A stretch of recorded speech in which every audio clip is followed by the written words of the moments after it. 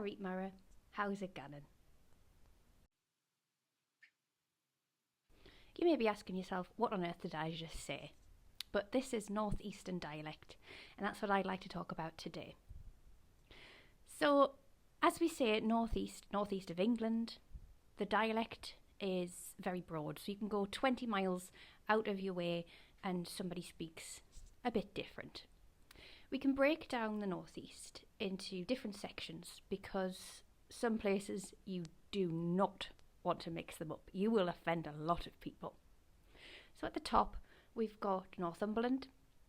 This is like near Scotland. It is a kind of similar dialect to the lower part of Scotland.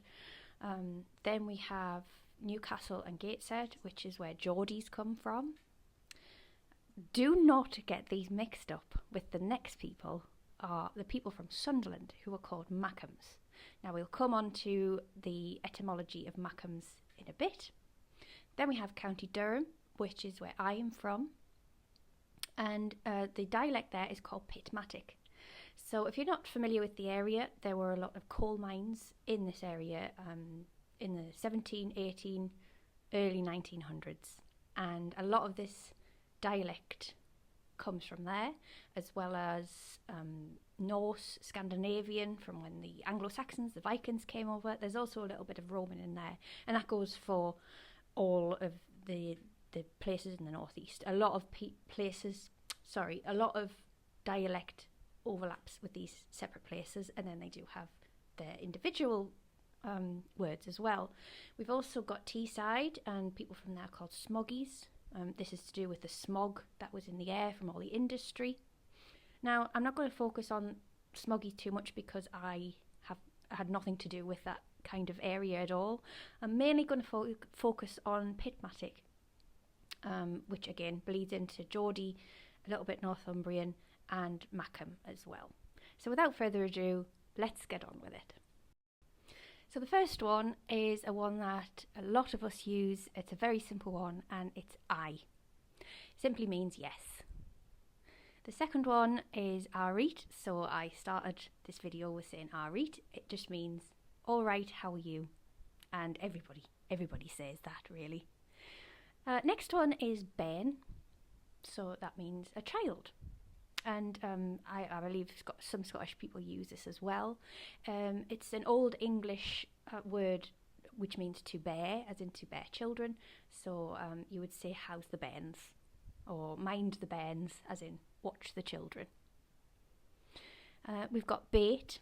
Now, this can be confused with bait, like what you put on fishing line. I'm not an angler. I don't know the proper names for this, but it just bait just means food.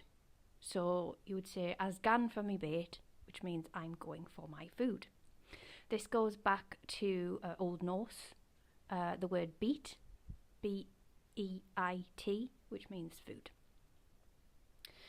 Cannot just means can't. So you'd say I cannot do it, I can't do it. We've got canny. Now this has different types of meanings. So it can mean nice. So you would say, what do you think of Bob? He's canny. He's nice. You could also say it to kind of get across a point. So you would say, it's canny cold out there. It's quite cold out there. And you could also say gan canny, which means, go easy. It's very icy outside. So if somebody was going out, you'd say gan canny. It's icy. Next one is claggy. I like this one. I don't use it as much as I should, but it means sticky. If you've been eating something sticky like a sweet or jam or something, you would get claggy hands. This is Old Norse, clag, which means sticky mud. You could also say it, when we get, rarely, we get summers that are really, really sticky and humid. You'd say, I feel claggy. And a similar one, you've got clarty, which I do use. Hold on a minute, my cat's decided to walk along the frame there. We've got clarty, which means muddy. So If it's been raining, you'd say, oh, gan canny, it's clarty out there. Go easy, it's muddy. This goes back to Middle English by clarton, which means soil. We've got dinnet, which just means don't. You can also say dint. So you'd say to my cat there, I would say, didn't walk over that. Didn't walk our. Like, don't walk over my screen, please. Next one, very popular. It is used for Newcastle United's slogan. It's Howie. And that just means, come on, hurry up. And it goes back to the times when we used horses and boats as transport. And it would kind of mean like a command, like, have way. So, yeah, Newcastle United uses it, Howie the lads, which just means, come on, boys. Which sounds really weird when you translate it, but that's what it means. You know, if I was trying to get the dog in out of the garden, I'd say, Howie, Howie, just means come on. Another similar one, which I use as well, is hadaway. So it means, oh, you're kidding. So for an example, I would say, if somebody came up to me and said, like, oh, I feel ugly. I don't feel good. You would say, oh, hadaway. If you don't like swearing, just plug your ears for a second. Another popular one is hadaway and shite. So it kind of means the same thing. Oh, hadaway and shite. Like, oh, just, no, don't be silly. You're kidding. We've got hoy, which means to throw, and that comes from Dutch, to throw. So you would say, I'm hoying a snowball at him. I'm throwing a snowball at him. An interesting phrase that we don't use every day, but it's a funny one to use, is hoy your hammer over here, hinny, which means throw your hammer over here. Honey. So hinny is just a variation on honey. My grandma used to call me hinny, and I have heard a few people, older people, around and about saying, oh, you are eat hinny, and I just think it's so sweet. But yeah, hoy just means throw. Kets, this is an old one, and it means sweets. So you can imagine a nana saying, oh, hinny, gonna get some kets, and it would just mean, honey, go and get some sweets. Here's some money, gonna get some kets for yourself. And that actually goes back to Old Norse, and it meant meat, but then it kind of over the years went to mince meat, sweet meats, and then that went to sweets. So I'm gonna get yourself some kets at the shop. Lass, lots of people use this. It simply means girl. I do believe they use it in other regions, but it doesn't necessarily mean a small, I think, infant girl. You could refer to lasses as, oh, I'm going out with the lasses, as in you are going out with the girls. So yeah, everybody says that, and it's actually Old Norse, and it's laxwa, which means girl. The next one is lugs. So it can mean like to lug something, to pull it, which is Scandinavian, to pull. But I think as well, because like you pull something with like tabs or something, and that's confused with ears, because ears can stick out. That's why I cover mine. No, mine are very small ears. But yeah, it can mean lugs. Mara. So I used this in the beginning when I said I eat Mara. Mara just means friend, means mate. Similar to mate in that you don't have to use it for your best friend or somebody you know.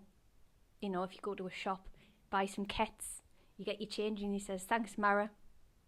And this goes back to pit times when pit ponies used to go down the mines and they were mares, so mare, Mara. Mac. Now this means make, and this is where Mackem comes from. So Sunderland was a shipbuilding industry, and they would make them. So that's where it came from. When I was researching this, I thought Mackem had been around forever, but apparently the first printed saying of Mackem was 1988, which I was quite shocked at that. But it might have been said before that. I'm sure it would have been. But it's kind of associated with Sunderland Football Association as well, so it's probably got something to do with that, as in when it was first printed. Netty. Now, I don't really use this, and it means toilet, but it's an outdoor toilet, and believe it or not, people in the south, we do have indoor toilets now in the northeast. I know. But it actually goes back from Roman times. So if you know anything about the northeast, you know that Romans came up here. There's a lot of evidence of Roman villas, Roman baths, Roman places. And they would have toilets, and they were called gabinettis, or gabinettos, sorry.